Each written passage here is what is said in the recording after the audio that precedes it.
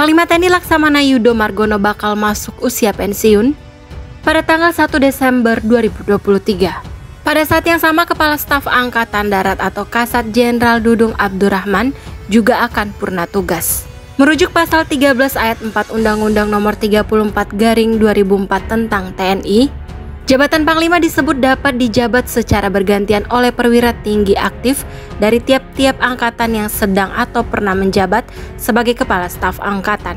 Menyoroti hal tersebut, anggota Komisi 1 DPR TB Hasanuddin mengatakan calon Panglima TNI yang baru sulit diprediksi akan berasal dari matra mana.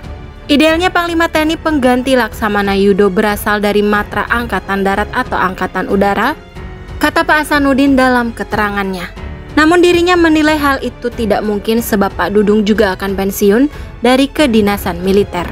Begitu juga dengan Kepala Staf Angkatan Udara atau Kasau, Marsikal Fajar Prasetyo, yang akan pensiun pada akhir April 2024. Hanya Kepala Staf Angkatan Laut atau Kasal Laksamana Muhammad Ali yang masa tugasnya masih lama.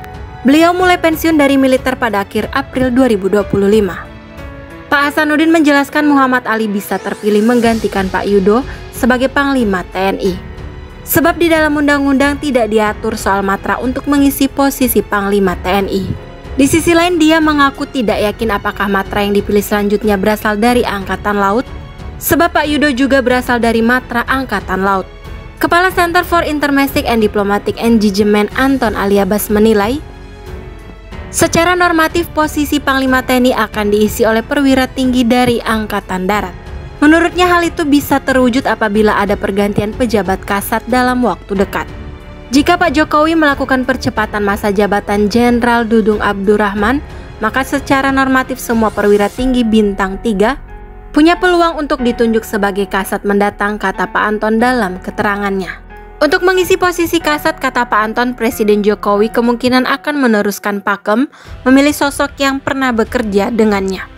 Dirinya menjelaskan dari daftar perwira tinggi berpangkat Letnan Jenderal, ada 3 kandidat kuat untuk posisi Kasat, yakni Kepala BNPB Letjen Suharyanto, Akmil 1989, Pangkostrat Letjen Maruli Simanjuntak Akmil 1992, dan Wakasat Letjen Agus Subianto Akmil 1991.